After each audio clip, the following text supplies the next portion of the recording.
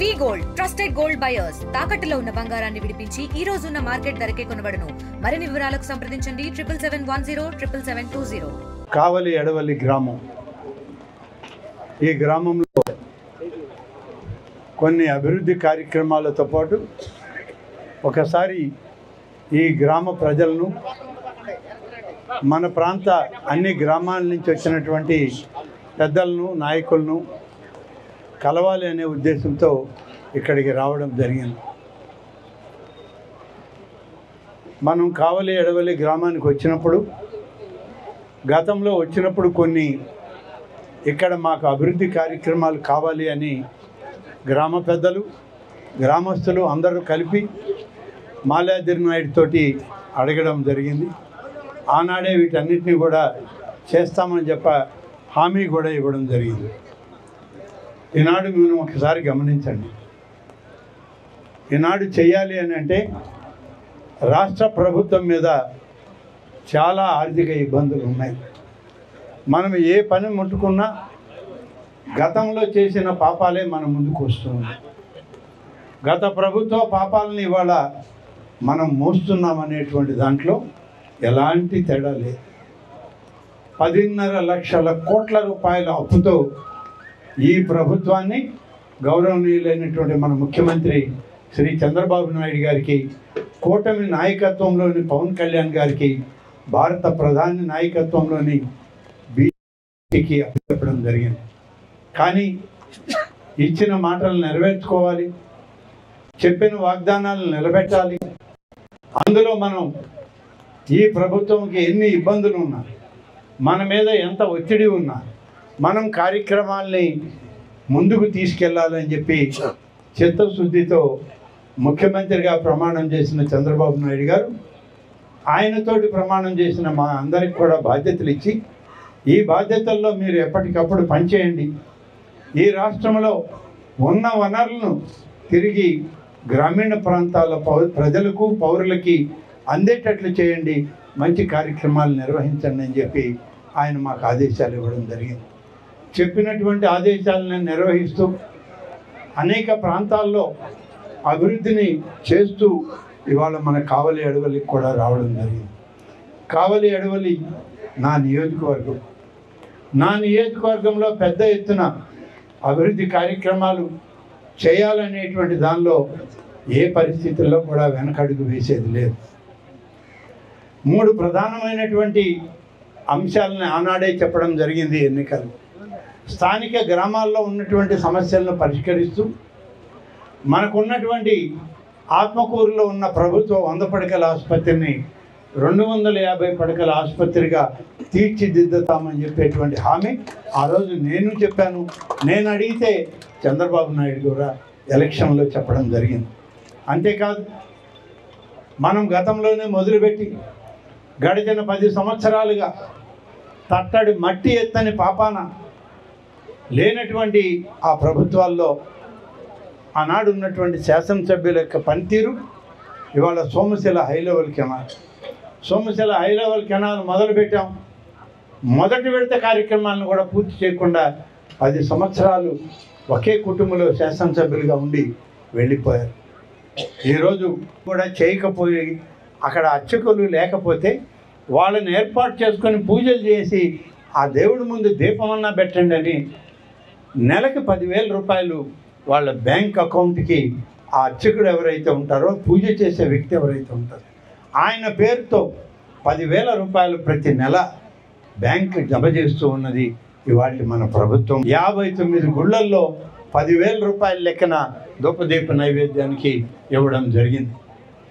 అలాగే ఇవాళ దేవాలయాల పునర్నిర్మాణానికి 15 దేవాలయాలకి 21,22,00,000 రూపాయలు.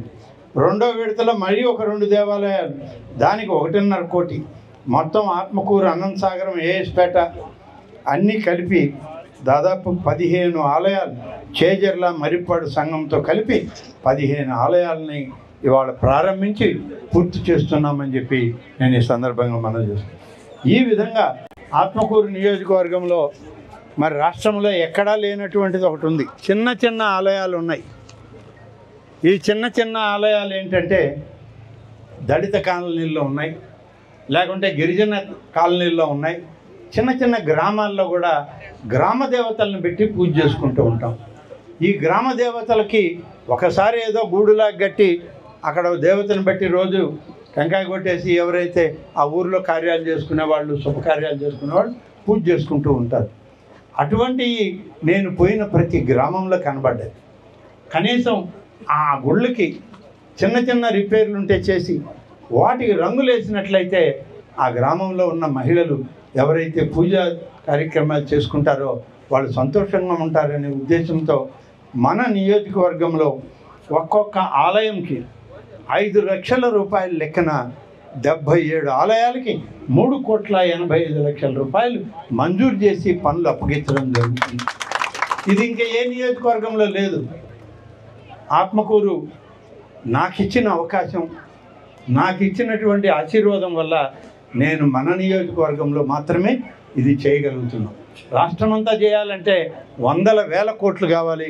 చేసే సామర్థ్యత మన దగ్గర అంత ఆర్థిక నిధులు లేవు. కనీసం మన దగ్గర అన్నా చేద్దామని మొదలుపెట్టాం. 77 గ్రామాల్లో 77 ఆలయాలకు ఇచ్చాను. ఇప్పుడు మరీ ఇంకా కొన్ని కావాలని వస్తున్నారు. మరి ఇంకా ఒక 30-40 మిగిలి ఉన్నాయి మన దగ్గర. అవి కూడా తీసుకొని వాటికి కూడా ఈ 5 లక్షల రూపాయల నిధులు ఇచ్చి వాటిని రిపేర్లు చేయించి రంగులు వేయించి పండగలకి పబ్బాలప్పుడు బాగా చేసుకోవడానికి ఏర్పాటు చేస్తామని చెప్పి ఈ సందర్భంగా తెలియజేస్తాం. పూర్తి చేయాలంటే ఇప్పుడు ఆనాడు మొదలుపెట్టి చేసిన పని పూర్తయి ఉంటే 1,600 కోట్లతో పోయేది. ఇవాళ 2,500 కోట్ల రూపాయలు అవసరం అవుతుంది. అయినా ఈ ప్రభుత్వం చేస్తామనే దాని మీద ఇవాళ నిబద్ధతతో పనిచేస్తుందని చెప్పి మీకు తెలియజేసుకుంటా ఉన్నాం. దీనితో పాటు అనేక డిగ్రీ కాలేజీలు, ఐటీఐ కాలేజీలు, పాలిటెక్నిక్ కాలేజీలు, అనేక రకాలుగా గృహ సముదాయాలు, అలాగే మనం చాలా కార్యక్రమాలు చేపట్టాము. గురుకుల పాఠశాలలు మొదలుపెట్టాం. కానీ అవన్నీ పూర్తి చేసి మనం అప్పచెప్పిన ఆనాడు మన హామీల్లో మరొకటి ఈ రెండింటితో పాటు skill development college, engineering college లాంటిది ఇక్కడ పెడతామని చెప్పి హామీ ఇచ్చాం. ఆ హామీ నెరవేర్చడానికి గౌరవ ముఖ్యమంత్రి గారు ఆత్మకూరు వచ్చినప్పుడు, సోమశిలకు వచ్చినప్పుడు వారిని కోరితే తప్పనిసరిగా ఈ నియోజకవర్గంలో గతంలో ఇచ్చిన హామీని నెరవేరుస్తామని చెప్పి ఆయన మాట ఇవ్వడం జరిగింది. ఈ 3 ప్రధానమైన అంశాలు. ఇక ప్రతి గ్రామంలో ఉన్న సమస్యలు ఉన్నాయి. ఈ గ్రామంలో కూడా త్రాగునీటికి ఇబ్బంది ఉంది. అలాగే సిమెంట్ రోడ్లు కావాలని అడిగారు. ఆలయం, పురాతనమైన ఆలయాన్ని మళ్ళీ నియామకం చేసి దాన్ని పునరాలోచనతో మళ్ళీ దాన్ని తిరిగి కట్టాలి అని చెప్పి అడిగారు. కట్టడానికి నిధులు కావాలని అడిగారు. నేను ఇవాళ మీకు మనవి చేస్తున్నా, ఆనాడు ఇచ్చిన హామీల్లో 50 లక్షల రూపాయలతో వేసిన సీసీ రోడ్లను ఇవాళ ప్రారంభించాం. ఇప్పుడే శిలాఫలకం చేశాం. అలాగే 51 లక్షల రూపాయలతో ఈ గ్రామానికి మరొక నీళ్ల ట్యాంక్ ఇచ్చి ఆ నీళ్ల ట్యాంకు ద్వారా గ్రామంలో మంచినీళ్ళు ఇవ్వడానికి 50 లక్షల రూపాయలతో కేంద్ర రాష్ట్ర ప్రభుత్వాల నిధులు కలిపి జలజీవన్ మిషన్ కార్యక్రమంలో శంకుస్థాపన పిలిచి పూర్తి చేశాం. త్వరలో పనులు మొదలు పెట్టమంటున్నాం. ఈ బాధ్యతలన్నీ మేము మాలాద్రి నాయుడికే ఇచ్చిపోతున్నా. ఆ పనులు పూర్తి చేసి మళ్ళీ నీటి విడుదలకి నేనే ఈ గ్రామానికి వస్తాను మరొక 6 మాసాల్లో అని చెప్పి నేను ఈ సందర్భంగా తెలియజేస్తాను. అదేవిధంగా ఇవాళ ఆలయ పునర్నిర్మాణం కావాలన్నారు. ఆలయ పునర్నిర్మాణం ఇవాళ మనం అడిగినటువంటి ఆలయ పునర్నిర్మాణంలో 1,50,00,000 రూపాయలతో కోదండరామస్వామి దేవస్థానానికి పూర్తి స్థాయిలో నిధులు దేవాదాయ శాఖ నుంచి మంజూరు చేశాం. అది ఇప్పుడు శంకుస్థాపన చేయడం జరిగింది. ఇది కూడా ఎస్టిమేట్లు పూర్తయ్యాయి. టెండర్లు పిలుస్తున్నారు. నేను టెండర్లు కూడా ఎవరికో బయట కాంట్రాక్టర్లకు పోతే ఆలస్యం అవుతుంది. మీ గ్రామస్తులే, మీరే ఎవరైనా ఆ యొక్క శిల్పకళ తెలిసిన వాళ్ళు ఉంటే ఆ కాంట్రాక్టర్ని తీసుకొచ్చి పని చేయించుకోండి. 1,50,00,000 రూపాయలు ఎప్పటికప్పుడు రెడీగా ఉన్నాయి. మీరు పని చేసే కొంది నిధులు విడుదల చేసి ఎలాంటి ఇబ్బందులు ఆ కాంట్రాక్టర్లకు రాకుండా చేసే కార్యక్రమం నేను చేస్తానని చెప్పి నేను మీ అందరికీ మనవి చేస్తాను. ఇవాళ మీరు ఆలోచించండి, ప్రతి కార్యక్రమం చేస్తూ ఉన్నాం, చేసినా ఇంకా ఎక్కడో కొరత ఉంది, చేయాలనే తపన ఉంది, కానీ చేయాలి. ఎన్ని ఇబ్బందులున్నా, ఎన్ని సమస్యలున్నా చంద్రబాబు నాయుడు గారి నాయకత్వంలోని ఈ ప్రభుత్వం అనేక కార్యక్రమాలు చేపడుతున్నాం, చేస్తూ ఉన్నాం. ఇవాళ ఇక్కడ కూడా మీరు ఒకసారి గుర్తు చేసుకుంటే మన ఆత్మకూరులో దాదాపుగా ఇప్పటికే దేవాదాయ శాఖ నుంచి మంజూరు చేసిన మొదలుపెట్టిన పనులు 17 పనులకు మొదలుపెట్టాం. అనేక ప్రాంతాల్లో అభివృద్ధి చేయాలనేదే మనం అనంతసాగరం మండలంలో కొన్ని, అలాగే ఏస్పేటలో కొన్ని, కావలి అడవల్లి, జమ్మవరం, గండువారిపల్లి ఈ గ్రామాల్లో ఈ యొక్క CGF ఇవ్వడం జరుగుతుంది. ఆత్మకూరులో కూడా అలగనాథ స్వామి దేవస్థానం, చేజర్లలో చిత్తలూరు, పెరుమాళ్లపాడు, తూర్పు ఖమ్మంపాడుతో పాటు పెరుమాళ్లపాడులో నాగేశ్వర స్వామి ఆలయం, ఎప్పుడో కట్టిన ఆలయం, పురాతనంగా ఎవరో మన పెద్దలు మనం చూసుకుంటూ ఉన్నాం. ఆ ఆలయం పెన్నా ప్రవాహంలో మునిగిపోయింది. ఎప్పుడో పెన్నా నదికి వరదలు వచ్చినప్పుడు ఆ ఆలయం అంతా మునిగిపోయి చుట్టూ ఇసుక మేటలు పడితే అసలు ఆ ఊరిలో ఒక ఆలయం ఉందని, ఆ ఆలయం ఇవాళ దాన్ని ఉపయోగంలోకి తీసుకురావాలని ఆ గ్రామస్తులు కూడా మర్చిపోయారు. కానీ ఆ గ్రామస్తుల్లో కొంతమంది విద్యార్థులైనటువంటి పిల్లలు బయట ప్రాంతాల్లో ఉంటూ వర్క్ ఫ్రమ్ హోమ్ అని ఆ మధ్య మన కరోనా వచ్చినప్పుడు ఇళ్ళకి వచ్చారు వాళ్ళు. మా ఊర్లో ఒక దేవాలయం ఉందని పెద్దలు చెప్పేవాళ్ళు. ఈ దేవాలయం ఎక్కడుందని పెన్నా నది అంతా వెతుక్కుంటూ ఆ పిల్లలే, వేరే ఎవరు లేదు, వాళ్ళు వెతుక్కుంటూ పోతే ఆ దేవాలయం పైన, గోపురం పైన ఉన్నటువంటి ఒక చిన్న మార్కు కనబడింది. దాంతో వాళ్ళు చుట్టూ తవ్వితే అక్కడ దేవాలయం ఉంది. అందులో నాగేశ్వర స్వామి ప్రతిష్ఠ ఉంది. కానీ వరద ప్రవాహంలో కొంత, అనేక ఇబ్బందుల్లో కొంత పాడైపోయింది. ఇవాళ అది పనికొచ్చేది లేదు. ఆ ఆలయానికి కూడా ఇవాళ నిధులు వెచ్చించి పెరుమాళ్లపాడులో దాన్ని బయటకు తీసుకొచ్చి మనం కొత్తగా పెన్నా నదికి బ్రిడ్జి కట్టాం. ఆత్మకూరు మండలానికి, చేజర్ల మండలానికి పెరుమాళ్లపాడు దగ్గర వస్తుంది ఆ బ్రిడ్జి. ఆ బ్రిడ్జి పూర్తయింది, దాని మీద మనం ప్రయాణం చేస్తున్నాం. అక్కడ ఈ యొక్క నాగేశ్వర స్వామి ఆలయం కట్టాలని చెప్తే దాదాపు 1.5 కోటి రూపాయలు మంజూరు చేసి కొత్త ఆలయం నిర్మాణానికి ప్రణాళికలు తయారు చేశాం. టెండర్లు కూడా పిలవబోతున్నాం, త్వరలోనే అవన్నీ కూడా చేయడం జరుగుతుంది. చేజర్ల, మరిపాడు, సంఘం ఇలాంటి అనేక గ్రామాల్లో ఈనాడు దేవాదాయ శాఖ ద్వారా అందరికీ ఉన్నట్టే నాకు కొద్దిగా ఉన్నాయి నిధులు. మిగతా డిపార్ట్మెంట్లో అయితే అవి కూడా లేవు. అప్పులతో డిపార్ట్మెంట్ ఉన్నాయి, అప్పులు నిధులు కలిసి ఉన్నాయి. నా అదృష్టం ఆ భగవంతుడు మాకు ఇచ్చినటువంటి ఆశీర్వచనం అంటే అప్పుల కన్నా నిధులు ఇచ్చాడు నాకు. ఆ నిధుల్ని ఇప్పుడు మీ గ్రామాల్లో కొద్దిగా చిన్న ఆలయాలన్నా కట్టే పరిస్థితి నాకు వచ్చింది. అది భగవంతుని యొక్క ఆశీస్సులు, చంద్రబాబు నాయుడు గారు నాకు ఇచ్చినటువంటి ఈ బాధ్యత అని చెప్పి ఈ సందర్భంగా మీకు మనవి చేస్తూ ఉన్నా. మన ప్రాంతంలో ఇన్ని రకాలుగా చేస్తూ ఉన్నాం. నెల్లూరు జిల్లాలో చేపట్టాం, రాష్ట్రమంతా చేపట్టాం. ఎక్కడో శివాలయం, శ్రీశైల క్షేత్రం చూశాను నేను.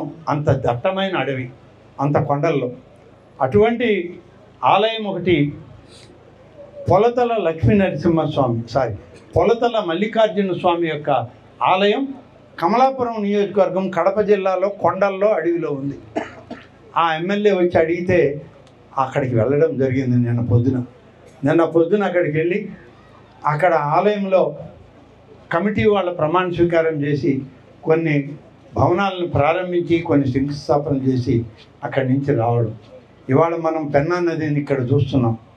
పెన్నా నదిని ఒక్కదాన్నే చూస్తున్నాం ఇక్కడ, లేకుంటే పైన బీరా పేరు కలిసేది చూస్తున్నాం, ఇంకొంచెం పైన బొగ్గేరు కలిసేది చూస్తున్నాం. కానీ ఈ పెన్నా నిజస్వరూపం అక్కడ పుష్పగిరి ఆలయం దగ్గర ఉంది.